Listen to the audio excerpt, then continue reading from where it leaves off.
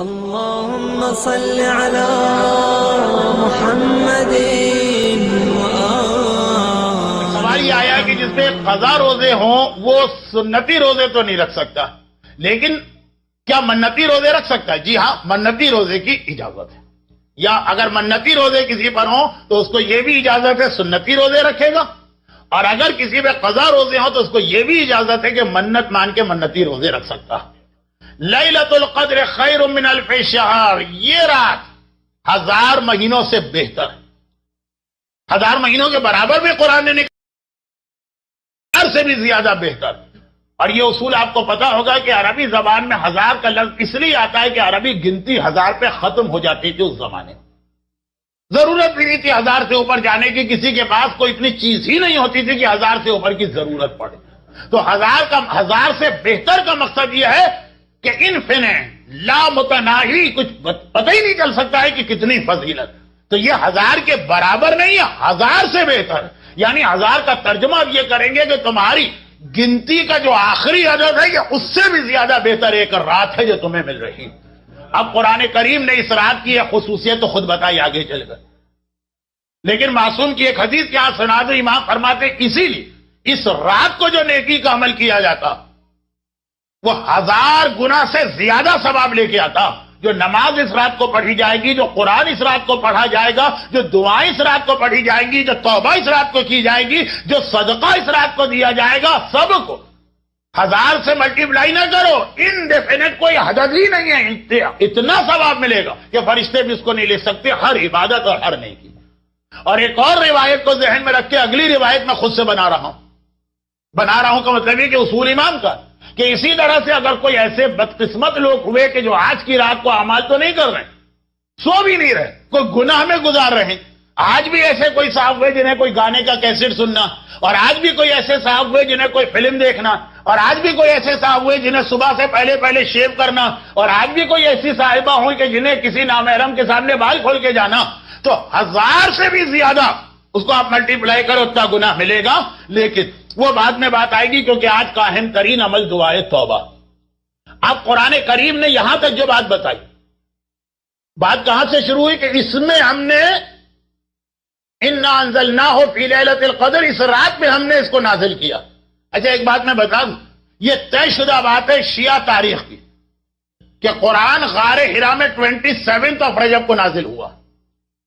پیغمبر کے بعد جو پہلی وحی آئی ہے اقرا بسم ربک الذی خلق، وہ 23 رمضان کو نہیں آئی ہے، وہ 27 رجب کو غار حرا میں نازل ہوئی۔ برادران اہل سنت کے ہاں پہلی 5 آیتیں کب نازل ہوئی اس کی روایتیں الگ الگ، ہمارے یہاں کوئی الگ روایت نہیں، ساری روایتیں اس ایک مسئلے پہ متفق، اور تمام علماء اس ایک مسئلے پہ متفق۔ تو آغا خوئی اور آغا سیستانی کے ابھی 27 رجب کا غسل جو اتھینٹک والا غسل مانا گیا، وہ اتھینٹک روایت۔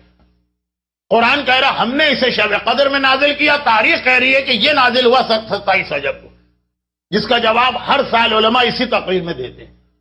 تو جو چیز آپ ہر سال سنتے ہیں اس کو دہرانے کا کوئی فائدہ نہیں۔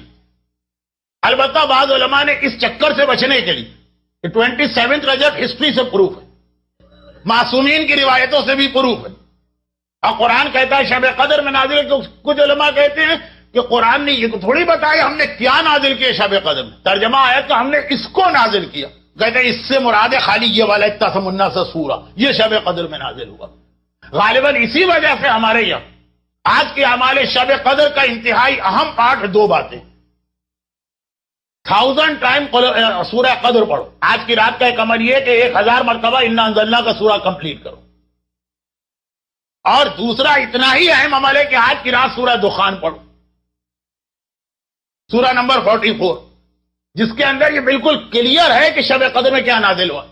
حامیم والکتاب المبین انا انزلناہ فی لیلۃ مبارکہ، اس قرآن کی قسم ہم نے اس کو نازل کیا ہے شب قدر میں۔ وہاں تو لفظ قرآن کھل کے آ گیا، تو وہ جو بعض علماء نے مسئلے سے بچنے کے لیے، یہ کون علماء جو ہمارے یہاں لاسٹ ویک کی ایک مجلس میں آ گیا، جو عالم ہے نہیں عالم بن کے آ جاتے ہیں، کہتے فلاں چیز کا جواب ہمارے پاس نہیں، اس کو اسلام سے ڈیلیٹ کر دو، فلاں چیز میں ہم کنوینس نہیں کر سکتے مخالف کو، اس لیے اس کو شریعت سے نکال دو، فلاں چیز کا جو ہے وہ ہم کیسے نان مسلم کو قائل کریں، اس لیے اس کو بند کر دو۔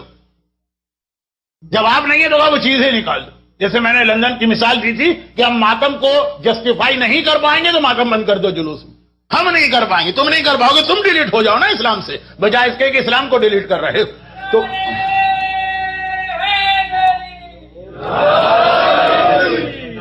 اس کو آنے دو جو آگے کہے گا سلونی سلونی قبل ان تغفرونی. تم نہیں بتا سکتے, میں ہر سوال کا جواب دے سکتا ہوں, اسے اور آ کے اس کو بٹھا دو, وہ جواب دے گا. تو اسی طرح سے کہا کہ شب قدر, قرآن کہہ رہا ہے شب قدر میں نازل ہوا, حدیث کہہ رہی ہے 27 رجب کو نازل ہوا. ہمارے پاس اس کا جواب نہیں. تو آیت کو بدل دو, کہو کہ نہیں پورا قرآن شب قدر میں نہیں آیا, خالی یہ سورہ شب قدر میں آیا. تو اس لیے اسلام نے سورہ دخان بھی رکھ دیا تاکہ یہ اور وہ کی گنجائش ہی نہ رہے. اور اس کا جواب آپ نے سنا ہوا ہے, اس لیے میں جواب نہیں دے رہا ہوں. لیکن ایک جملے میں کہ شب قدر کو پورا قرآن لوح محفوظ پہ نازل ہوا, 27 رجب سے قرآن اس دنیا میں حصوں میں آنے لگا. تو آج کی رات نزول قرآن کی وہ رات جب خالق کائنات اس پورے قرآن کو اس دنیا میں پیغمبر کے آنے سے پہلے ہی, بلکہ انسانوں کے آنے سے پہلے ہی لوح محفوظ پر ریکارڈ کرا رہا ہے, لکھ رہا ہے. قرآن وہاں پہ آیا, اس کو شب قدر بنا گیا. چنانچہ حدیث میں جملہ آیا کہ شب قدر خالی اسلام میں نہیں ہے, یہ رسول اللہ کے اس دنیا میں آنے کے سے شروع نہیں ہوئی ہے, ہر نبی کے زمانے میں شب قدر رہی ہے. کیونکہ شب قدر کا تعلق اس رات سے ہے جب قرآن لوح محفوظ پہ اترا, اور وہ رات اس وقت ہے کہ سوائے نور محمد و آل محمد کے اس وقت اس کائنات میں کوئی بھی نہیں تھا. اس وقت اس کو نازل کیا گیا. شب قدر وہاں سے چلی. حضرت آدم کی خلقت بھی اللہ نے شب قدر میں کی, اور پہلا وسیع حضرت شیز بھی شب قدر میں پیدا ہوا, اور حضرت موسیٰ کی مشہور حدیث بھی شب قدر کی کہ جب موسیٰ نے ایک مرتبہ کہا خدا بندہ میں یہ چاہتا ہوں کہ تیرے انتہائی قریب ہو جاؤں, تو اس سے قربت کا طریقہ کیا؟ کہا کہ مجھ سے وہ جتنا کوئی شخص شب قدر میں جاگے گا پوری رات, زندگی میں جتنی زیادہ شب قدر جاگے گا, یہ جاگنا اسے مجھ سے قریب کر رہا. جتنا وہ جاگے گا اتنا مجھ سے قریب ہوگا. پروردگارا میں یہ چاہتا ہوں کہ مجھے جنت بھی مل جائے. کہا کہ جو شب قدر میں استغفار کرے گا اس کے لیے شب جنت. خدا بندہ میں یہ چاہتا ہوں کہ پلے صراط سے آرام سے گزر جاؤں. کہا جو شب قدر میں صدقہ دے گا وہ پلے صراط پہ آرام سے گزرے گا. خدا بندہ میں چاہتا ہوں کہ آتش جہنم مجھ سے معاف ہو جائے. کہا جو شب قدر میں دعائے توبہ پڑے گا آتش جہنم مجھ سے معاف ہے. اے خدا میں یہ چاہتا ہوں تو مجھ سے راضی ہو جا, تو مجھ سے خوش ہو جا. یاد آ گئی آپ کو اثر عاشور؟ یا ایھا النفس المطمئنہ ارجعی الی ربک راضیۃ مرضیہ. خدا کو راضی کرنا ایک مرحلہ عظما ہے. خدا بندہ میں چاہتا ہوں تو مجھ سے راضی ہو جا. کہا جو شب قدر میں 2 رکعت نماز پڑھے گا, وہ جو ہم 7 قل اللہ کے ساتھ پڑھتے ہیں, یہ والی نماز آپ 5 دن سے پڑھ رہے ہیں. یہاں پہ اعمال 6 دن ہوئے ہیں, 5 دن سے آپ پڑھ رہے ہیں. لیکن یہ حدیث موسیٰ کا ٹکڑا کہ خدا بندہ میں چاہتا ہوں تم مجھ سے راضی ہو جا, تم مجھ سے خوش ہو جا, راضیت مرضیہ کی منزل آ جائے. جو شب قدر میں 2 رکعت نماز پڑھتا, تو شب قدر کی یہ 2 رکعت نماز ہو, یا وہ دعائے توبہ ہو جو آج کی اعمال میں ہوگی, یا وہ 70 مرتبہ استغفار ہو جو نماز کے بعد ہی ہوتا ہے, اور یا پھر جو لوگ باقی اعمال نہ کر سکے خالی رات جاگ کے گزارے. یہ خود اپنی جگہ ایک نیکی. البتہ اس میں کوئی گانے وانے, فلمیں ولمیں, انٹرنیٹ کے فضول پروگرام نہ دیکھے جائیں. وہ اسی لیے میں نے شروع میں ایک جملہ کہہ دیا تھا, یہ میری تقریر میں آنے والا. تو شب قدر آدم کی خلقت سے پہلے شروع ہوئی, جب قرآن لوح محفوظ پہ نازل ہوا. انبیاء متقدمین میں شب قدر رہی, اور اسلام میں آ کر تو اتنی اہم بن گئی. تنزل الملائکۃ والروح فیہا باذن ربہم من کل امر سلام. کہا یہ شب قدر کی رات وہ ہے جس میں اللہ ملائکہ کو نازل کرتا ہے, اور سلامتی والی رات ہے. کب تک سلامتی؟ ہمیشہ نہیں ہے سلامتی. ہیا حتی مطلع الفجر, فجر نکلنے تک سلامتی ہے. اس کے بعد پرابلم شروع ہونے جا رہے ہیں. بھئی کیا پرابلم شروع ہونے جا رہے ہیں؟ بہت مختصر بات آپ ہمیشہ سنتے ہیں, صرف یاد دہانی کے لیے دماغ میں تازہ ہو جائے. یہ کیوں کہا قرآن نے رات میں سلامتی ہے, فجر تک ہے, فجر کے بعد سلامتی نہیں ہے؟ کیوں مطلب فجر کے بعد سلامتی نہیں؟ اتنی اہم ترین تاریخ جو ایک عید ہے مسلمین کی, قرآن ہم کو عطا ہوا ہے جو تمام آسمانی کتابوں پہ فضیلت رکھتا. جو فضیلت پیغمبر اسلام کی 1,24,000 انبیاء پہ, وہ فضیلت قرآن کی تمام آسمانی کتابوں پر. ہم ولادت رسول کے لیے جس طرح جشن مناتے, اچھے اچھے کپڑے پہن کے آتے, علماء کالی ابا کو بدل کے آتے ہیں, اسی طرح نزول قرآن کی بھی اہمیت. مگر قرآن کہتا ہے یہ فجر تک کے لیے سلامتی ہے, اس کے بعد نہیں. وہ وہی جس کے لیے آپ بیٹھے ہیں آج رات اعمال کریں, کہ آج رات آپ کے آئندہ سال کے تمام مسائل, تمام امور دنیا طے ہو رہے ہیں. دنیا اور آخرت کے سارے معاملات آج کی رات طے ہو رہے ہیں نیکسٹ ایئر تک کے. اولاد کا مسئلہ، شادیوں کا مسئلہ، جاب کا مسئلہ، ویزے کا مسئلہ، تعلیم کا مسئلہ، صحت کا مسئلہ، دشمنوں سے بچنے کا مسئلہ، خاندانی جھگڑوں کا مسئلہ، دنیا کے جتنے پرابلم ہیں سب آج کی رات طے ہو رہے ہیں. اللہ نے لکھ دیے ہیں آپ کے لیے ساری چیزیں، لیکن ابھی جو ہے نا اس کو کنفرم نہیں کیا ہے. لکھ کے رکھا ہوا ہے فجر تک کہ اگر یہ بندہ کسی وقت اپنی فائل منگوا کر اس میں کچھ چینج کرنا چاہے تو میں چینج کر دوں. یہ حدیث آپ نے کل سن لی کہ سارا سال بندے مجھے پکارتے رہتے ہیں کہ میں رحمت کا دروازہ کھول کے ان کو جواب دوں. آج ساری رات میں اپنے بندوں کے لیے رحمت کے دروازے کھول کے انتظار کرتا ہوں کوئی آنے والا آئے مجھ سے میری رحمت کو لے کے جائے. 364 دن، اگرچہ انگریزی حساب تو نہیں چلتا ہے لیکن بچوں کو سمجھانے کے لیے جو ہیں بھی نہیں اس تقریر میں، 364 دن جو ہیں بندے میرا انتظار کرتے ہیں. آج میں بندوں کا انتظار کرتا ہوں کہ شاید کوئی اپنی فائل میں تبدیلی کرانا چاہے. ابھی اللہ نے سائن کر کے سیل لگا کے اس کو جو ہے نا امپلیمنٹ کے لیے آگے نہیں بھیجا، ابھی روک کے رکھا ہوا ہے. لکھ تو دیا ہے کہ اس کا بیٹا مرے گا، لکھ تو دیا ہے کہ یہ نوجوان امتحان میں فیل ہوگا، لکھ تو دیا ہے فلاں آدمی کے کاروبار سے برکت اڑ جائے گی، لکھ تو دیا ہے کہ فلاں جگہ شوہر بیوی میں جھگڑا ہوگا، لیکن ابھی سیل نہیں لگی اس پر، ابھی یہ کنفرم نہیں ہوا، ابھی فائل رکی ہوئی ہے. شاید آج کی رات کوئی بندہ مومن کو ہوش آ جائے، ایک بار وہ گڑگڑا کے اپنے خدا کو پکار لے، شاید اپنے لیے کوئی حاجت مانگ لے، شاید تقدیر کو بدلوا لے. فجر تک انتظار ہوگا، اس وقت تک سلامتی ہے جو لکھی ہے تمہاری پرابلمز وہ ابھی تمہارے پاس آئیں گی نہیں، وہ روکی ہوئی ہے فائل اللہ نے. سلام ان سلامتی ہی سلامتی ہے، جب چاہے سلامتی لے لو. لیکن ہیا حتی مطلع الفجر، ادھر ڈان کا وقت آیا، آپ نے ٹائم ٹیبل میں دیکھا روزہ جو ہے وہ شروع ہو گیا، سحری ختم ہو گئی ہے، فجر کا ٹائم آیا، بس اب یہ ملائکہ کو فائل ملے گا، اس کو لے کے جاؤ، اب تبدیلی نہیں ہو سکتی. تو اس وقت تک سلامتی ہے. اس کے بعد پھر جو پرابلم، جو امتحان تمہارے لیے لکھ دیا گیا وہ تم کو دینا ہی دینا ہے، اور وہ تمہاری اپنی غلطی کی وجہ سے، وہ تمہاری اپنی حماقت کی وجہ سے. امام نے فرمایا پھر اگر اس میں چینج کرانا ہے ذرا دیر بعد تمہیں یاد آیا، وقت گزر گیا نا، اس کے بعد تمہیں ہوش آیا ارے میری فائل تو چل چکی، وہ آ بھی گئی ہے یہاں پر. تو صرف حج وہ واحد چانس ہے کہ جہاں جا کر تم شب قدر کی اپنی تقدیر کو بدل سکتے ہو. چنانچہ ماہ مبارک رمضان، پہلی رمضان سے لے کے آج تک اور آج سے لے کے آپ عید تک اس کتاب سے جو شارٹ دعائیں پڑھ رہے ہیں اس کے اندر ایک دعا وَلَيْلَةَ الْقَدْرِ وَحَجَّ بَيْتِكَ الْحَرَامَ وَقَتْلًا فِي سَبِيلِ اللَّهِ فَوَفِّقْ لَنَا. 3 چیزیں اللہ سے آپ مانگتے ہیں، جس میں سے ایک شب قدر. ترتیب بھی دیکھیے گا سیکوینس. شب قدر آپ نے مانگی، پھر آپ نے حج مانگا ہے، پھر آپ نے راہ خدا میں جہاد مانگا ہے، قتل فی سبیل اللہ. اور ایک سیکوینس کے ساتھ پہلے شب قدر، یہاں اگر غلطی کر گئے تو پھر حج ایک چانس، اور وہاں غلطی گئے تو راہ خدا میں جہاد، قتل فی سبیل اللہ. وہ بھی ایک مرحلہ ہے جہاں وہ دعائیں بھی قبول ہو جاتی ہیں، وہ تقدیریں بھی بدل جاتی جو نہ شب قدر میں تقدیر بدلتی ہے نہ حج میں. اور اگرچہ اس وقت میرا موضوع یہ نہیں، گرچہ یوم الخص بہت اہم موقع ہے، لیکن دنیا میں گزر گیا ہے، آپ لوگ کل اس کو منا رہے ہیں. بہت مختصر میں آخر تقریر میں کچھ کہوں گا، لیکن اس دعا کی ترتیب بھی اگر آپ دیکھیں تو اس پوری دنیا میں یہ حسین ترتیب اگر کسی کو ملی ہے تو میرے آقا مظلوم امام کو ملی. 23 رمضان کی شب قدر کو مکے میں پایا، حج بیت اللہ کو عجیب انداز سے پایا ہے کہ آدھا حج ہو گیا آدھا حج باقی.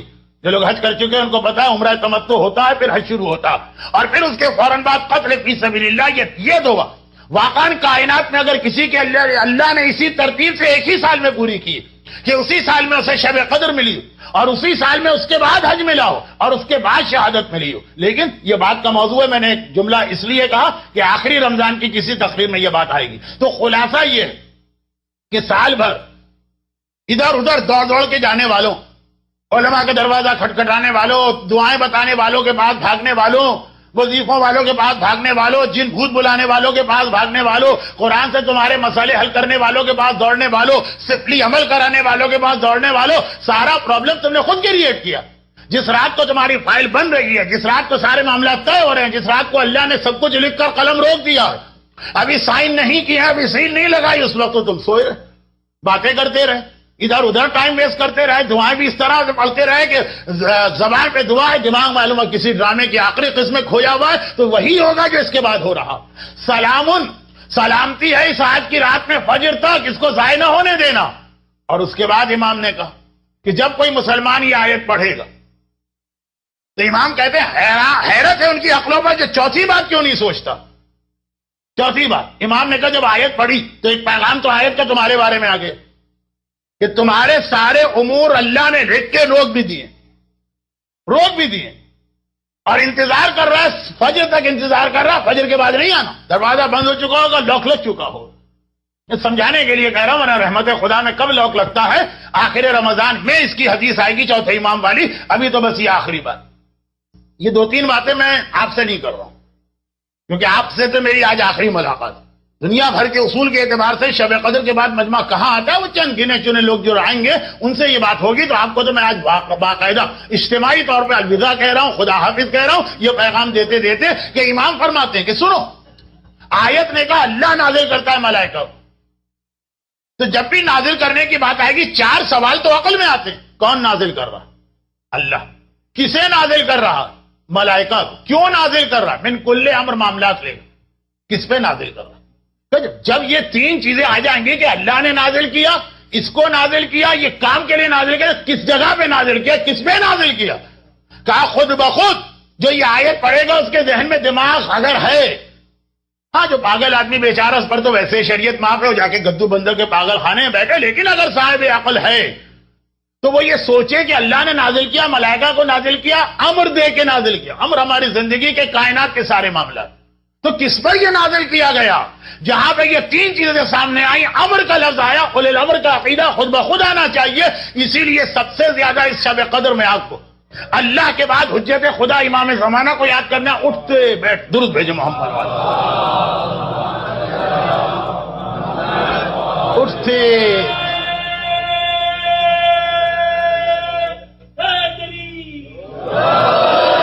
اٹھتے بیٹھتے کروٹ بدلتے اعمال میں رس لیتے گیپ لیتے. اللہم کل ولیک الحجت ابن الحسن کی دعا آپ کو پڑھنا، جو میں نے کل اس کا مختصر سے تعارف کرایا تھا اعمال کے درمیان، تقریر میں نہیں. تو یہ آج کی وہ 2 دعائیں ہیں جو مسلسل ریپیٹ ہونا. استغفر اللہ، آج اس کے لیے کوئی عدد مقرر نہیں کہ 100 دفعہ استغفر اللہ پڑھو یا 10 دفعہ کل ولیک الحجہ پڑھو. جتنا پڑھ سکتے ہو، جہاں جہاں موقع ملے، جہاں آپ سانس لیں، اور گویا یہ دعائیں آپ کی زبان پہ آنی چاہیے.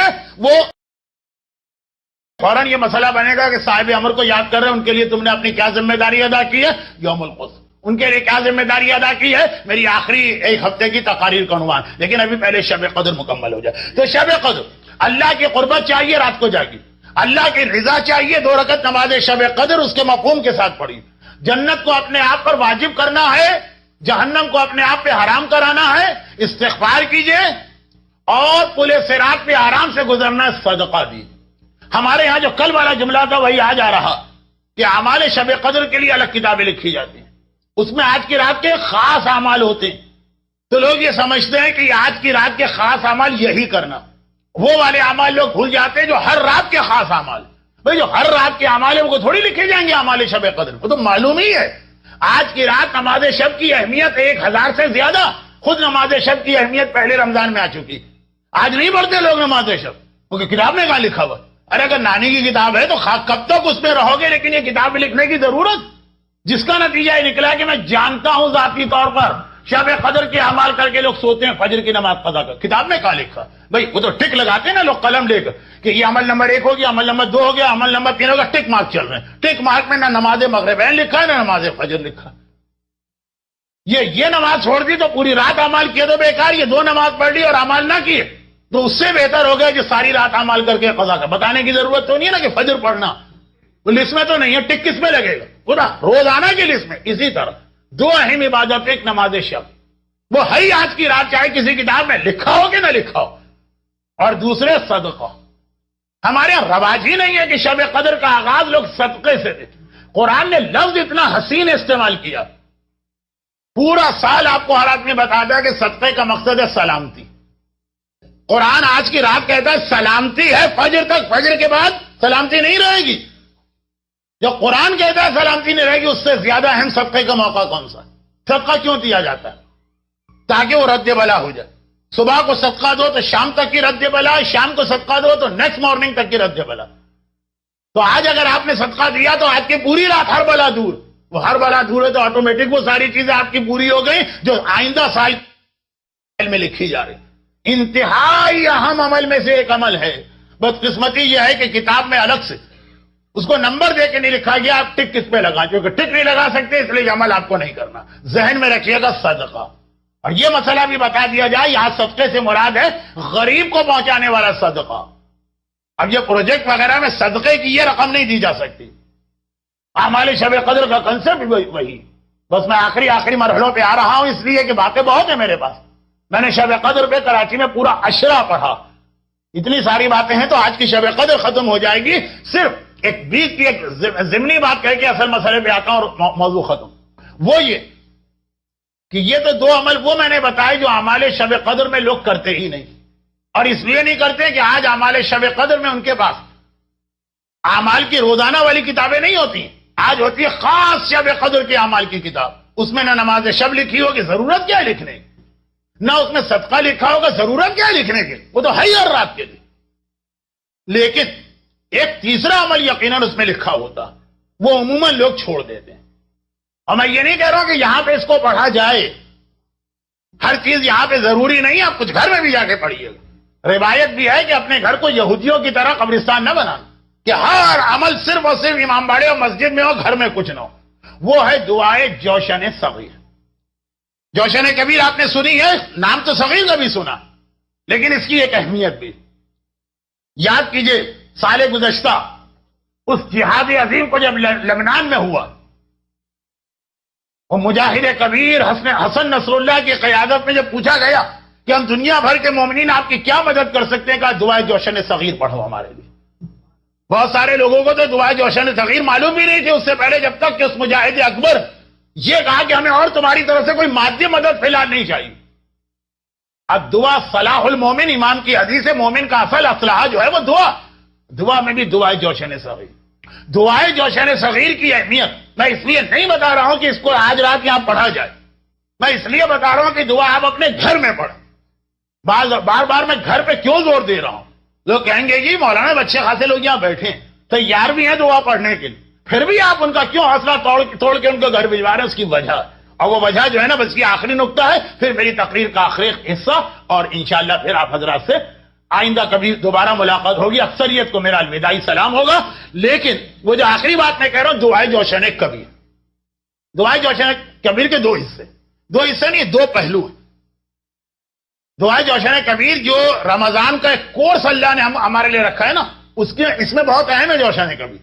اور اس کے دو، یعنی یہ دو گروپ میں جاتی ہے. ایک جوشن کبیر جوشن صغیر کے ساتھ مل کے یہ ایک چیز بنتی، اور دعائے جوشن کبیر دوسری طرف دعائے یا علی و یا عظیم و یا غفور و رحیم پلس دعائے مجیر کے ساتھ مل کے ایک الگ گروپ بنتی. یہ دونوں میں موجود. ماہ مبارک رمضان جب شروع ہوا تھا تو اللہ نے آپ کو ایک ٹارگٹ دیا تھا، ایک پروجیکٹ آپ کو دیا تھا کہ یہ اس مہینے میں تمہیں کر کے آخر رمضان تک دکھانا ہے. اور وہ یہ ہے کہ تمہیں اپنے آپ کو جہنم سے آزاد کرا لینا اس مہینے.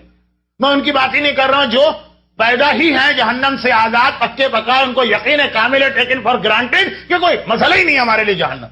میں بات کر رہا ہوں صاحبان ایمان کے لیے، کیونکہ یہ والا عقیدہ مومن کا نہیں ہے. یہ اسلام میں ایک بالکل الگ فرقہ، مرجعیہ فرقہ، جس کا یہ عقیدہ ہے کہ آتش جہنم ہمارے پاس نہیں آئے گی. یہی قرآن یہودیوں کا عقیدہ بتاتا. یوم القدس کو یہودیوں کو ہر اعتبار سے یاد کرنا ہے، خالی ایک ریفرنس کانٹیکس میں نہیں، کہ وہ کہتے ہیں کہ جہنم کی آگ ہمارے لیے حرام ہے. البتہ سورہ بقرہ میں الا ایام معدودات، اتنا تو وہ بھی کہتے ہیں چند دن تو آ جائے گی. یہاں تو چند دن کیا چند سیکنڈ بھی نہیں آتی ہے، وہ تو میری تقریر میں آئیں گے بھی نہیں. لیکن ماہ مبارک رمضان شروع ہوا، اللہ نے آپ کو اس مہینے میں ٹارگٹ دیا، ایک پروجیکٹ دیا ہے کہ آپ کو عید کی رات تک اپنے آپ کو جہنم سے آزاد کرانا. اور جیسے جیسے دن گزرے آپ کو چیک کرنا ہے. اسی لیے ماہ مبارک کی آخری 10 دنوں کی دعا، خدا بندہ رمضان کے دن اور رات بڑی تیزی سے گزرے جا رہے ہیں، خدا معلوم میں اب تک تجھ کو راضی کر سکا ہوں کہ نہیں کر سکا ہوں. یہ دعا کا ترجمہ. راضی ہو گیا تو بہت خوب، اب تک راضی نہیں ہوا تو اب راضی ہو جا. اب تو دن ہی کتنے رہ گئے ہیں. یہ دعا ہے اس ماہ مبارک کی. اور ایک یہ بھی دعا ہے کہ اعوذ بجلال وجہک الکریم، خدا بندہ میں گھبراتا ہوں اس بات سے ایسا نہ رمضان گزر جائے اور میں اپنے آپ کو جہنم سے آزاد ہی نہ کر سکا. اب یہ جو ٹارگٹ اللہ نے دیا ہے نا، ایک بیماری آپ کو ڈاکٹر ڈوز دے گا دوا کا، پہلے ہلکا دے گا، فائدہ نہیں ہو تو ڈوز بڑھائے گا، فائدہ نہ ہو تو بالکل میکسیمم ڈوز پہ جائے گا. یہی دعاؤں کا اصول ہے. یا یہ کہ مثلا کہ کرکٹ کا 20-20 یا 50-50 اوور والا، ٹیسٹ کی تو مثال نہیں دیتا، وہ اکثر ڈرا ہو جاتے ہیں، لیکن اس کے اندر معلوم اوور کم رہ گئے اور ابھی جو ٹارگٹ تھا وہ پورا نہیں ہوا تو آدمی کس طریقے سے اس کے بعد مار دھاڑ شروع کرتا؟ پھر کیسے بیٹسمین کی ضرورت ہوتی؟ ٹیکنیک والے کی ضرورت نہیں ہوتی ہے، ہٹے لگانے والے کی ضرورت ہوتی ہے، تکے سے مارے لیکن اسکور کو بڑھا دے، یہ اصول ہوتا ہے۔ فٹ بال یا ہاکی کا میچ ہے، معلوم ہے 10 منٹ رہ گئے اب تک ہم گول نہیں کر پائے، تو کس طرح جی جان سے جان توڑا کے جو ہے سارے کھلاڑی کے کسی ایک منزل پہ آتے ہیں۔ آخری مرحلوں میں تو دیکھا 11 کے 11 کھلاڑی جو ہے نا وہ مخالف کی ٹیم میں پہنچ جاتے ہیں، گول کیپر تک اپنا گول چھوڑ کے آ جاتا ہے، کسی طرح سے گول کرنا ہی کرنا۔ یہ ہے کہ جب آدمی کے ذہن میں ٹارگٹ ہو، یہ ہے ماہ مبارک میں یہی آپ کی حالت ہونی چاہیے۔ سمجھیے کہ 50 اوور یا 20 اوور کے میچ کے آخری اوور چل رہے ہیں، ایک ہفتہ رہ گیا ہے خالی، بھائی یہ سمجھ لیجئے کہ گویا کرکٹ اور ہاکی کے میچ، ہاکی اور فٹ بال کے میچ کا آخری مرحلہ ہے، گول کیپر بھی گول چھوڑ کے آگے بڑھ جائے، کسی طریقے سے اپنا ٹارگٹ حاصل کرنا۔ اور اس کے لیے کیا ٹارگٹ؟ جہنم سے آزادی، کوئی اتنا معمولی مسئلہ نہیں۔ اب دیکھیے رمضان شروع ہوا، آپ سے کہا کہ رمضان شروع، ماہ مبارک رمضان شروع ہوا، کہا یا علی ہو یا عظیم ہو یا غفور ہو یا رحیم پڑھو، اللہ کے 6 نام آپ لیتے رہے اور کیا کہتے رہے؟ فقا کر رقبتی من النار۔ دعا کا مطلب کیا؟ دعا میں آپ صرف 2 چیزیں مانگتے ہیں، یا علی ہو یا عظیم ہو یا غفور ہو یا رحیم، انت رب العظیم الذی لیس کمثلہ شیء وہو السمیع البصیر۔ یہ آپ نے خدا کے 6-7 نام لیے بس۔ فی من تمن والا ہے، کیا آپ نے دعا مانگی؟ فقا کر رقبتی من النار وادخلنی الجنہ۔ وہ یاد کیجیے گا، میں نے پچھلے سال ایک مجلس پڑھی تھی المہندی سینٹر میں، نہیں کہیں اور، کہ ہم جنت کی دعا مانگتے ہیں، بھول جاتے ہیں جنت کا راستہ جہنم میں سے ہو کے جاتا ہے۔ وہ بھی دعا مانگنا ہے جہنم نہ ملے اور جنت ملے۔ آپ نے خالی جنت مانگی اور جہنم سے آزادی نہیں مانگی تو اللہ آپ کو جنت دے گا 50,000 سال بعد، اور 50,000 سال کہاں گزریں گے؟ یہ گزریں گے جہنم میں۔ تو نے تو جنت مانگی تھی، جنت تو مل گئی، یہ تو نے کہا تھا کہ جہنم سے بچا کے جنت دے۔ دعاؤں میں یہ پوائنٹ ہوتا، اس لیے اس دعا میں بھی کیا ہے؟ فقا کر رقبتی من النار پہلے، پھر ادخلنی الجنہ، اے خدا جہنم سے آزاد کرے پھر جنت میں داخل کر۔ وہ جنت کا مزہ کیا رہا کہ 50,000 تو جہنم میں جل بھن کے خاک ہو کے چربی نکلی، پیپ نکلی، سانپ و بچھو نے کاٹا اور پھر جنت میں آ رہے ہیں لڑکھڑاتے ہوئے زخموں سے چور چور۔ کہا نہیں جنت چاہیے ہم کو، جنت چاہیے، مگر کیسے؟ جہنم سے آزاد ہو کے جنت چاہیے۔ اب یہ جہنم سے آزادی آپ کا ٹارگٹ پہلی رمضان کو دیا گیا، شروع رمضان 90 منٹ کا فٹ بال کا میچ ہے، ابھی تک 5 ہی منٹ گزرے، بہت وقت ہے، آرام سے کھیلیں گے۔ لیکن اب آگے مثلا 75-80 منٹ ہو گئے، اب آرام کا وقت کہاں؟ 20 رمضان میں آپ پہنچے، 15 رمضان ہو گئے، 13, 14, 15، اب تک آپ جہنم سے آزاد نہیں ہو سکے۔ دعائے مجیر آپ کو دے دی گئی۔ دعائے مجیر میں اللہ کے 200 نام ہیں اور تقریباً 85 ٹائمز ہے اجرنا من النار، اجرنا من النار۔ شروع میں آپ صرف ایک بار کہتے تھے فقا کر رقبتی من النار، آگے بڑھ جاتے، اب دعا کا ڈوز بڑھا دیا گیا، اب ٹائم آپ کے پاس کم رہ گیا، آدھا رمضان گزر گیا، اجرنی من النار 85 ٹائمز آپ دعائے مجیر میں کہتے ہیں اللہ کے 2 نام لے گا، 200 نام لے گا۔ اب آ گیا لاسٹ ویک، وہ یہ بالکل آخری مرحلے ہیں، یہ آخری ویک ہے، یہ بھی چلا گیا، پھر کچھ نہیں رہے گا ہاتھ میں۔ اب آ گئی دعا جوشن کبیر، اب اللہ کے 5 نام نہیں ہے، اب اللہ کے 200 نام نہیں، اب اللہ کے 1001 نام ہے۔ اب ایک بار فقا کر رقبتی من النار نہیں، 100 مرتبہ کہنا سبحانک لا الہ الا انت الغوث الغوث خلصنا من النار یا رب۔ خدا بندہ تو آخر رمضان آ گیا، اب بھی میں جہنم سے آزاد نہیں ہوں گا۔ آج 1000 مرتبہ، 1001 مرتبہ اللہ کا نام لے کر 100 بار آپ کو پکارنا خلصنا من النار، خلصنا من النار۔ کوئی اتنا ہی بڑا مسئلہ ہے جہنم سے آزاد؟ ڈوز بڑھتا جا رہا ہے۔ جو پیغام یا علی سے شروع ہوا، دعائے مجیر پہ پہنچا 15 رمضان کو، اور 23 رمضان کو الغوث الغوث خلصنا من النار پہ جا کے میکسیمم ڈوز آپ کو دیا گیا۔ آج کی رات تو اپنے آپ کو جہنم سے آزاد کرانا ہی نہیں۔ تو یہ دعائے جوشن کبیر جہنم سے آزادی کا جو پروجیکٹ ہے اس کا آخری مرحلہ ہائیسٹ ڈوز، وہ ایک طرف۔ ادھر سے آئیے دوسرے حوالے سے، انسان اس دنیا میں رہ کے جنت میں آخرت میں جاتا ہے، دنیا بھی بنانا ہے اور آخرت بھی بنانا ہے۔ دعائے جوشن کبیر آخرت بنانے کی دعا ہے، خلصنا اور کیا اس کے اندر اور ہے کیا؟ جہنم سے آزادی، یہی بہت بڑی چیز۔ اور دعائے جوشن صغیر اس کی ساتھی، جو کہ لوگ عام طور پہ دعائے جوشن کبیر کم پڑھتے ہیں، اور اس کی اہمیت مجاہد کبیر آغا حسن نصر اللہ کے اس جملے سے واضح ہو رہی۔ لیکن اصل یہ والی دعا جوشن صغیر ہے آپ کے دنیا کے پرابلم دور کرنے کے لیے، یہ بھی تو دور کرانا ہے، دشمنوں سے بچنا، سفلی عمل سے بچنا، جادو سے بچنا، قرضوں سے بچنا، جنگلوں اور صحراؤں کی پریشانیوں سے بچنا۔ یہ دنیا بناتی ہے، وہ دعا آخرت بناتی ہے۔ مومن کو ربنا آتنا پھر دنیا ہنسانا چاہیے، وہ جوشن صغیر، وہ پھر آخرت ہنسانا چاہیے، وہ جوشن کبیر۔ اور یہی اسی لیے میں آپ کو یہ دعائے جوشن صغیر کا صرف پہلا ایک آدھا پیراگراف سنا رہا ہوں، پوری دعا اسی انداز کی. اے خدا، میرے کتنے ہی دشمن ہیں جنہوں نے عداوت اور بغض کی تلوار میرے خلاف کھینچ لی، اپنی چھری کی دھار کو تیز کر لیا ہے میرا گلا کاٹنے کے لیے، اپنے تیر و تبر کی نوکوں کا رخ میری طرف کر لیا، زہر قاتل میرے لیے تیار کر دیا. اے خدا، وہ ہر وقت مجھے دیکھ رہے ہیں، ایک لمحے کے لیے ان کی آنکھ سو نہیں رہی. ان کا ارادہ ہے کہ جو خرابی اور برائی ہے اس میں مجھے مبتلا کریں، ہر کڑوا گھونٹ مجھے پلا دیں. وہ دیکھ رہے ہیں کہ میں سختی نہیں برداشت کر سکتا، اور وہ دیکھ رہے ہیں کہ جو میرے خلاف جنگ کر رہے ہیں. کون جنگ کر رہا ہے آپ کے خلاف؟ چھوٹے سے لے کے بڑے تک، عام سے لے کے خاص تک، صغیر سے لے کے شیطان کبیر تک، سب کو ذہن میں رکھیے. اور میں ان لوگوں کو، جنگ کرنے والوں کی طاقت سے مقابلے کی طاقت نہیں رکھتا ہوں. میں دشمنوں کے درمیان اکیلا ہوں. اے خدا، میں تیاری نہیں کر سکتا ہوں، انہوں نے تو میرے خلاف بھرپور تیاری کر لی ہے. تو اے خدا، تو اپنی طاقت سے اپنی انداز سے میری کمر کو مضبوط بنا، دشمنوں کی چھری کی دھار کو کند کر دے. خدا بندہ ان کو ذلیل و رسوا کر دے. اے خدا، جن مکاریوں کا رخ انہوں نے میری طرف کیا، یہ ان کی طرف پلٹا دے، تاکہ وہ میرے لیے اپنے انتقام کی پیاس کو نہ بجھا سکیں، نہ میرے اوپر اپنا غصہ نکال سکیں. خدا بندہ وہ غصے سے اپنی انگلیاں ہی کاٹتے رہیں، اور وہ اس عالم میں منہ پھیر کے جائیں کہ ان کے لشکر جو ہیں وہ زخمیوں نے ڈھال پڑے ہیں. آغا حسن نصر اللہ کا جہاد دیکھیے، کیا بالکل یہ نہیں لگ رہا کہ دعائے جوشن صغیر کیا ہے؟ وہ کیفیت بتا رہی ہے جو پچھلے سال ہماری آنکھوں کے سامنے آئی ہے. اس عالم میں وہ پلٹے کہ وہ اپنی ہی انگلیوں کو غصے سے کاٹتے ہوئے جا رہے ہیں. ان کے اپنے دشمن زخمیوں نے، ان کے اپنے لشکر زخمیوں نے ڈھال پڑے ہوئے ہیں. یہ ٹکڑا دشمن کے بارے میں، قرضے کے بارے میں، جادو کرنے والوں کے بارے میں دعائے جوشن صغیر میں بھی 8 10 15 50 60 فقرے، اور ہر دفعہ کے آخر میں وہاں آپ کیا کہتے ہیں؟ سبحانک یا لا الہ الا انت الغوث الغوث خلصنا من النار یا رب جہنم. اور یہاں پر بھی ہر ٹکڑے کے بعد آپ یہ کہتے ہیں. یہ ٹکڑا ہے دعا کا جو آپ کو ہر بار دہرانا پڑتا ہے. فلک الحمد یا رب من مقتدر لا یغلب. ساری تعریفیں تیرے لیے، تیری طاقت پہ کوئی غالب نہیں آ سکتا. وزی انات لا یعجل، اور تو ایسا صبر کرنے والا، صبر کرنا اللہ کے لیے تو اچھا نہیں، غصے کو روکنے والا کہ تجھے جلدی نہیں ہوتی دشمنوں پہ عذاب کرنے میں. وَاجْعَلْنِي لِنِعْمَائِكَ مِنَ الشَّاكِرِينَ وَلَعَلَائِكَ مِنَ الذَّاكِرِينَ. خدا بندہ اپنی نعمتوں کا شکر کرنے والا مجھے بنا دے. یہ ہے ساری دنیا والی چیز. دشمنوں کے اوپر تو غالب آئے گا، بڑی سے بڑی طاقت آ جائے. کیا بیشتری ہم نے اپنی آنکھ سے دیکھ لیا لبنان کا جہاد. تو ہے کہ من مقتدر، کوئی تیرے اوپر غالب نہیں آ سکتا، لیکن تو جلدی نہیں کرتا، آرام آرام سے دشمنوں کو سزا دیتا. خدا بندہ میں تیری نعمتوں کا شکر کرو. یہ سب دنیاوی چیز. تو دنیا کے جو آپ کے پرابلم ہے ان کا حل ہے جوشن صغیر. خاص طور پر اگر دشمن آپ کے خلاف ہو، انفرادی اور اجتماعی.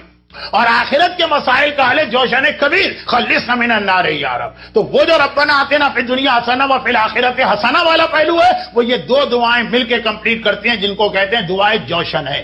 ایک دنیا کے مسئلے کو، ایک آخرت کے مسئلے کو. اور وہ جو ایک ہمارا ٹاسک ہے، ایک ہمارا گول ہے کہ جہنم سے آزاد کرنا ہے. یا علی و یا عظیم سے شروع ہو کے مجیر تک، اور مجیر سے شروع ہو کے دعائے جوشن کبیر تک پہنچا. یہ سب آپ کو جمع کرنا ہے. اب میں نے جوشن صغیر کے لیے خاص یہ کیوں کہا کہ یہاں پڑھ لے تو بھی ٹھیک ہے، میں یہ بھی نہیں کروں یہاں حرام.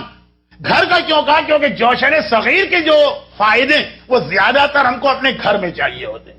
وہاں پہ دشمن کا زور نہ چلے، وہ گھر جو ہے قرضے کی بلا سے محفوظ رہے، اس گھر کے اندر کوئی پریشانی نہ آنے پائے، وہاں رزق میں برکت رہے. اس لیے یہاں بھی پڑھے نا، بہت اچھا.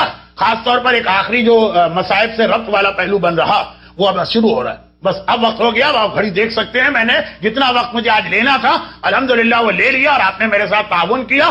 اب آخری بات وہ یہ کہ جوشن صغیر دشمنوں کا پہلو، انفرادی دشمن بھی ہمارے ہیں. جتنے آپ کے وہ پرابلم ہے نا، بیٹی کی شادی نہیں ہوتی، کسی نے جادو کر دیا، کوئی دشمن ہمارے خلاف ہے، کسی کی نظر لگ گئی، بچے امتحان میں کامیاب نہیں ہوتے، نوجوان غلط راستوں پہ چلے جا رہے ہیں والدین کی نصیحت اور ہدایت کے باوجود. اپنی کوتاہی ہو تو پھر تو نہ دعا کام آئے گی نہ اللہ آپ کی مدد کرے گا. لیکن وہ سارے مسئلے جوشن صغیر. اور ایک اجتماعی دشمن بھی ہمارے پیچھے لگا ہوا، جس کی آنکھ میں شیعت خار کی طرح کھٹک رہی ہے. وہ ہمیشہ سے ہمارا خاتمہ کرنا چاہ رہا، اور ایک نہیں ہے، بہت سارے اس میں مل گئے. بہت سارے لوگوں کے انٹرسٹ اس چیز پہ جمع ہو گئے کہ تشیع کے نام و نشان کو دنیا سے مٹا دیا جائے. چاہے آپ وہ کفار مکہ کے اس انتقام کو کہیے جو یزید نے تو کہہ بھی دیا تھا، کہاں ہے میرے بدر و احد کے بزرگ، آج میں نے انتقام لے لیا. اور چاہے وہ خیبر کے یہودیوں کو چاٹ رہے ہیں. اور جس طرح سے شب قدر دعائیں کرنے کا دن، یوم القدس جاگنے کا دن ہے، ہوشیار ہونے کا دن ہے. امام کی یہ حدیث ہے نا کہ ان کی دعائیں بھی قبول نہیں ہوتی. کل میں نے ایک اشارہ کیا تھا، مولا نے کہا 6 آدمیوں کی دعا تو شب قدر میں قبول نہیں ہوتی. اس میں ایک وہ غافل مومن ہے جو اپنی کوئی ذمہ داری ادا نہیں کر رہا، ہر چیز اللہ سے مانگ رہا، اس کی دعا شب قدر میں بھی قبول نہیں ہوتی. چاہے غافل اپنے معاملات میں ہو کہ پڑھتا لکھتا ہے نہیں، پورا سال چاہتا ہے امتحان میں پاس ہو جاؤں، محنت و مزدوری کرتا نہیں ہے، چاہتا ہے کہ میرا روزگار اچھا ہو جائے. اور چاہے وہ اجتماعی دشمن کے مقابلے میں ہو. یوم القدس یہ ساری دنیا میں آج منایا جا چکا، اور کل انشاءاللہ یہاں پر بھی ٹورنٹو میں بھی ریلی ہے دوپہر کے 12 بجے، اعلانات ہو گئے، شاید مزید بھی ہو. وہ جاگنے کا دن، ہوش میں آنے کا دن، وہ من اصبح ولا یہتم بامور المسلمین کا دن، وہ اسلام کے اس پیغام کا دن ہے کہ اسلام ایک طرف ہم کو چاہتا ہے کہ ہم مصلی کے ایسے نمازی بنیں کہ پرانے زمانے کے 200 سال کی جو غاروں کی عبادت کرنے والے راہب تھے ان سے ہم آگے بڑھ جائیں، اور دوسری جانب چاہتا ہے میدان جنگ کے ایسے مجاہد بنیں. اسلام عبادتوں کے ذریعے ہم کو راہب نہیں بنانا چاہتا، صوفی نہیں بنانا چاہتا. وہ عبادت بھی اور وہ جہاد بھی ہو کہ جیسا اور کسی کے پاس مثال ہی نہیں. جن کے پاس عابدوں کی مثال ہے تو خالی عابدوں کی مثال ہے، جن کے پاس جنگ کرنے والوں کی مثال ہے ان کے پاس خالی جنگ کرنے والوں کی مثال ہے. الحمدللہ تشیع کے بعد ایسی مثالیں ہیں کہ عبادت کو دیکھو تو علی سے بہتر عابد دنیا میں نہیں گزرا، اور مجاہد جہاد کو دیکھو تو علی سے بڑا مجاہد اس دنیا میں نہیں گزرا. علی کی وہ رات کی عبادتیں اعمال شب قدر ہیں، علی کا وہ دن کا جہاد یوم القدس ہے. آنکھیں کھول کے ہوشیار ہونا ہے. خالی علی ہی نہیں، علی کا بیٹا حسین بھی شب عاشور ایک رات کی مہلت دشمن سے مانگتے ہیں، مگر کیا کہہ کے مانگتے ہیں کہ مجھے اللہ کی عبادت کرنا ہے. دیکھیے پنکھا چل رہا ہو، پانی کا انتظام ہو، کھانے کا انتظام ہو، واش روم کا انتظام ہو، گھر جا کے جب چاہے آرام کا انتظام ہو اور عبادت کرو وہ الگ بات ہے. اور 3 دن کی بھوک اور پیاس ہو، دشمنوں کا نرغہ ہو، ننگی تلواریں کھینچی ہو، شب ہجرت مولا کا تلواروں کے سائے میں سونا بھی ایک مرحلہ ہے. اور پوری شب عاشور چاروں طرف سے دشمن تلواریں کھینچ کے حملہ کر چکا ہو، کوئی امکان بھی نہیں کہ جنگ چل جائے گی. عصر عاشور حملہ کر دیا تھا، چند گھنٹوں کے لیے روکا اور وہاں سامنے تیاریاں اور پھر عبادت کرنا. یہ وہ مجاہد ہیں شہدائے کربلا جنہوں نے عبادت بھی ایسی کر کے دکھائی جو آپ کرنے والے ہیں شب قدر، اور جہاد بھی ایسا کر کے دکھایا کہ کسی نبی سے بھی ایسا جہاد نہ ہو سکا جو اصحاب امام نے کیا ہے. ان دونوں کے جمع ہونے کو کربلا کا عاشور کہتے ہیں. اور اس سال ٹورنٹو میں یہ دونوں ایک ہی دن جمع ہو گئے کہ شب قدر بھی آج کی رات آ رہی ہے، یوم القدس بھی کل کا دن آ رہا ہے. اللہ جل اللہ جل یا مولا، اللہ جل اللہ جل اللہ جل، اللہ جل اللہ جل ماسٹر، اللہ جل اللہ جل، اللہ جل یا صاحب السماء، اللہ جل، اللہ جل